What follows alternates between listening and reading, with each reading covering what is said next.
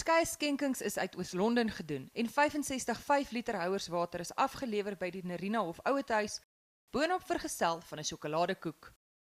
Water is ook geskenk aan die Dordrecht skool en koshuis en die Chris Hani skool kan nou weer middagete vir leerlinge voorberei. Honderde liter water is uit Queenstown aangery en inwoners van Maclear het ook water by die skool afgelewer. En die diere is nie agterweë gelaat nie. Kylen Goldswyn van Oos-London het 'n 500 ml waterbottel spesiaal vir 'n Hansbok geskenk.